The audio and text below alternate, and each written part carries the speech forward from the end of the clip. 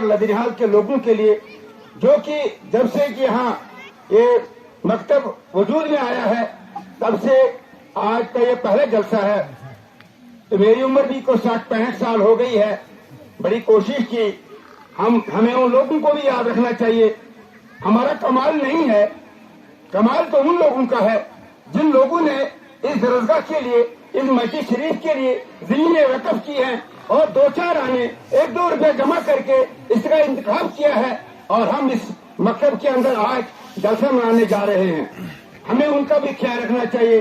آپ سبھی لوگ جو ہیں اللہ تبارک و تعالیٰ کی بارگاہ میں دعا کریں کہ مولا کریم ہم نے جس قدر بھی جو تھوڑی سی خیرات یہاں منائی جس میں سب لوگوں نے شرکت کی, کھایا تو ہم نے, لیکن اللہ تبارک و تعالیٰ اس کا ثواب جو ہے ان ہمارے بزرگوں کی کو بھی ہمارے لواطین کو پہنچائے جو ہم سے اس وقت عالم برزخ کے اندر زندگی بسر کر رہے ہیں, جنہوں نے تھوڑی سی محنت کر کے ہمیں یہ زمین وقف کی اور اس میں جو ہے اس کی بنیاد رکھی, اس مسجد شریف کی بنیاد رکھی, اس عدالت کی بنیاد رکھی.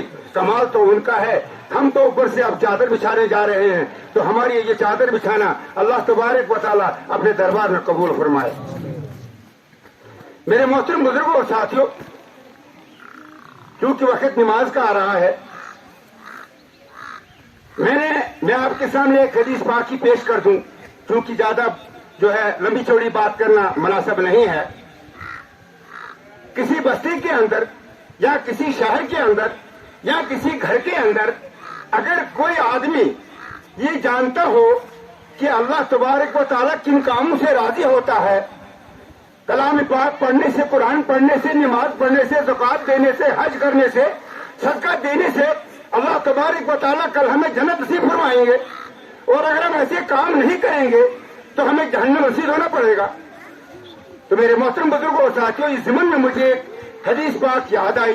حضرت جابر فرماتے ہیں کہ رسول اکرم صلی اللہ علیہ وسلم نے ایک دن ایک مجلس میں بیان فرمایا کہ حضرت جبرائیل کو اللہ تبارک و تعالیٰ نے حکم فرمایا وحی کے ذریعے, اے جبرائیل تم جاؤ اور فلانی بستی کو جو ہے نیست و نابود کر دو, ایک پر دبا کے ان کو زمین کے نیچے دسا دو اور اس کے زمین کو اس کے اوپر کر دو.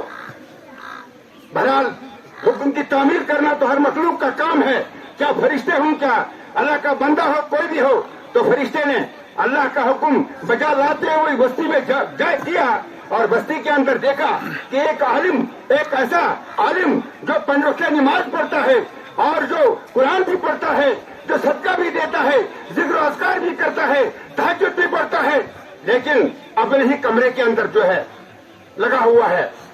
فرشتے نے اللہ تبارک و تعالیٰ کی بارگاہ میں رپورٹ لے لی, اے مولا کریم آپ نے مجھے بتایا کہ اس بستی کو پلٹ دو اور اس وہاں کے لوگوں کو نیست و نابود کر دو, لیکن وہاں ایک ایسا بندہ ہے, آپ کا بندہ جو ہے عبادت میں لگا ہوا ہے, ہر فرض کو جو ہے ہر آپ کے فرمان کی تابعداری کر رہا ہے. مولا کریم اس کو بھی میں زمین کے نیچے دسا دوں. اللہ رب العزت نے فرمایا کہ زمین کو بالعموم اور اس آدمی کو بالخصوص زمین کے نیچے دباؤ اور اس کے اوپر تمام مخلوق کو, زمین کو اس کے اوپر کر دو. کہا یا اللہ وہ تو عبادت گزار ہے, وہ تو نیک کاموں کی دعوت دیتا ہے, وہ تو قرآن پڑھتا ہے لیکن عبادت بھی کرتا ہے. اللہ تبارک و تعالیٰ نے کہا فرشتوں تو میں جانتا ہوں تم نہیں جانتے. اے جبرائیل جو مجھے پتا ہے وہ عبادت تو کرتا ہے لیکن اپنے کمرے کے اندر کرتا ہے, وہ زکوٰۃ تو دیتا ہے, ہر کام کرتا ہے لیکن اپنے لیے کرتا ہے. اس کو میرے دین کے لیے کبھی اس کا منہ بگڑا نہیں. اس نے اپنی بستی کے اندر خرافات کرتے ہوئے دیکھا, نماز لوگوں کو نہ پڑھتے ہوئے دیکھا, کبھی ان کے ساتھ ناراض بھی ہوا, ان کے کھانے پینے میں, ان کے شادیوں میں, ان کے نیاز و نظر میں وہ برابر شامل رہا.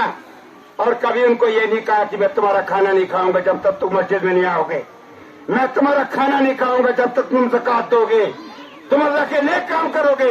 تو میرے محترم بزرگوں اور ساتھیوں, اللہ کے نبی رسول اکرم صلی اللہ علیہ وسلم نے فرمایا جو میرے دین کی خدمت کرے گا وہ ہم میں سے ہے, جو میرے دین کی خدمت نہیں کرے گا وہ ہم میں سے نہیں ہے, یعنی وہ نبی کی قوم میں سے نہیں ہے. آپ جانتے ہیں کہ پرانے زمانے میں شادیوں کے لیے چاندی کا استعمال کیا جاتا تھا اور نقلی زیورات کا استعمال کیا جاتا تھا.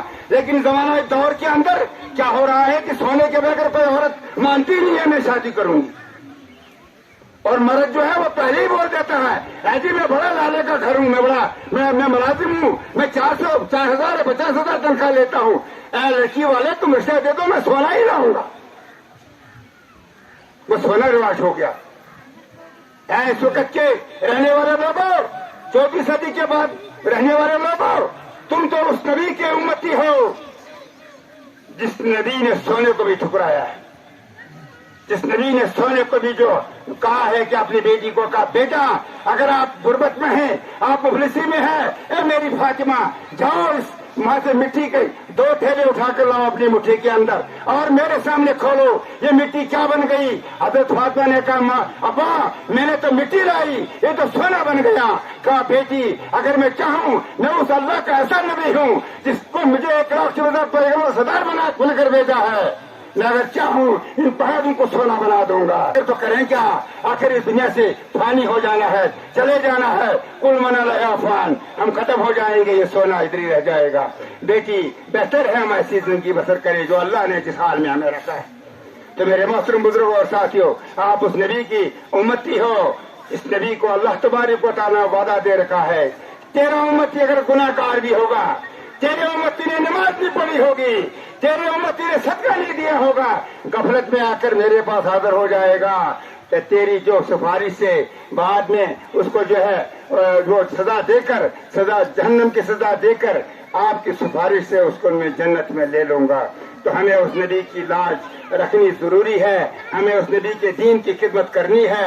تو میں نے آپ کے سامنے یہ کہا جو حدیث پاک پیش کی, اس سے یہ مقصد ہے کہ انسان کے پاس بلوغ انی ولو آیا, یہ امر بالمعروف نہی عن المنکر, جتنا بھی انسان کے پاس علم ہے وہ حافظ کلام نہیں ہے, لیکن جتنا ہے اس کی ذمہ داری ہے.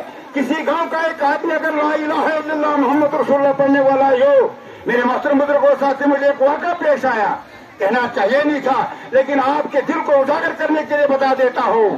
وہ یہ کہ جب ہم حاجی بیت اللہ کے لے گئے, مناظرہ کرتے کرتے کچھ حاجی صاحبان کا رونا شروع ہو گیا, رونا دھونا شروع ہو گیا. کہا جناب آپ بتائیے کہ ہم لوگوں کو پہلا کلمہ یاد نہیں کہ ہمارا حاج آیا. یہ آپ سے میں بسط کے دل کہتا ہوں, سچ کہتا ہوں. اور ان کا یہ کہنا جب انہوں نے کہا تو مجھے بھی رونا آ گیا. میں نے کہا میں بھی تو مکمل نہیں ہوں. ارے مکمل انسان, مکمل ایمان والا وہ ہے جو 5 کلاسوں میں پاس ہے. ایک پچھلے کلاسوں میں فیل ہوگا تو لاسٹ کلاس میں وہ جو ہے وہ ہمیں بھی بی اے کی ڈگری حاصل کر کے آئے گا. تو میں نے ان سے کہا کہ مجھے اتنا علم نہیں ہے میرے حاجی صاحبان, آپ نے جو مناظرہ کیا میں بھی آپ کے ساتھ اسی میں شامل ہوں. اللہ تبارک و تعالیٰ بخشنے والا ہے, امید ہے کہ ہمارا حج اللہ تبارک و تعالیٰ قبول کرے گا. انہوں نے اعتراف کیا کہ ہم کو پہلا کلمہ یاد نہیں. تو یہ حالت ہے اس زمانے کے اندر بھی. ہمارے بچے جو ہیں وہ دین کے کام کے لیے, ہمارے بزرگ جو ہیں وہ خود بیچارے اٹھا کے, وہ کمبل اٹھا کے نکلتے ہیں مسجدوں کے لیے, اور گھر میں جب بتایا جاتا ہے کہ محترم وہ آپ کے بچے بھی سچے بھی آنے چاہیے تھے, کہنے کیا کرے زمانہ ہی ایسا ہے, وہ موبائل دیکھ رہے ہیں, ان کو ٹائم نہیں, اور پھر میرا دل بھی نہیں چاہتا ہے کہ کیا پتا وہ آگے سے روک کریں. تو میرے محترم بزرگوں اور ساتھیوں, میں ان تمام بچوں سے اپیل کرتا ہوں, گزارش کرتا ہوں کہ اگر تمہارے سامنے مسجد ہے, آپ تمام چیزوں کو چھوڑ کر جو ہے اور مسجد میں آ کر بنگانہ نماز ادا کرے. آپ دیکھیں گے کہ کسی قسم کی پریشانی نہیں رہے گی. اللہ تبارک و تعالیٰ کا قرآن فرماتا ہے الا اولیاء اللہ لا خوف علیہم ولا هم يحزنون. اللہ تبارک و تعالیٰ کہتا ہے جو میرے بندے ہیں, جو میرے ولی ہیں, جو مجھے یاد کرنے والے ہیں, ان کو دنیائی کسی مصیبت کا کوئی فکر نہیں ہے. وہ کسی دنیا کی مصیبت کو ذہن میں آنے نہیں دیتے ہیں, اور میں ان کے ذہن میں وہ بات ڈالوں گا. تو لہذا ہمیں اللہ کے دین کی خدمت کرنی چاہیے اور دین کے بارے میں ہمیشہ رہنا چاہیے. پرانے زمانے میں جو آپ جانتے ہیں, میں اپنی ماں بہنوں سے بھی اپیل کروں گا جو یہاں آئی ہوئی ہے, بہرحال ان کے لیے کچھ پردے کا اہتمام کرنا چاہیے تھا, کیونکہ آپ جانتے ہیں میں تو اتنا علم رکھتا نہیں ہوں. تو بہرحال یہ پہلا جلسہ ہے, امید ہے کہ آگے کے لیے پورا انتظام ہوگا, تو ان کے پردے کا پورا جو ہے انتظام کیا جائے گا. तो पहले जमाने में मेरे मोहतरम बुजुर्ग और दीनी भाइयों, माएँ बहनें हमारी जो हमारे बच्चों को ठगाती थी, वो कहती थी पढ़ो ला इलाहा इल्लल्लाहु ला इलाहा इल्लल्लाह। आज आप देखते हैं हमारी माएँ बहनें जो है अपने बेटे रोते हुए बेटे को मोबाइल पेश कर देती है, बेटा मोबाइल की तरफ रहो, मैं जरा कहीं वो जाकर कहीं किसी घर में लोगों की वो जो है चुगलखोरी करेंगे, वो क्या करता है वो क्या करता है।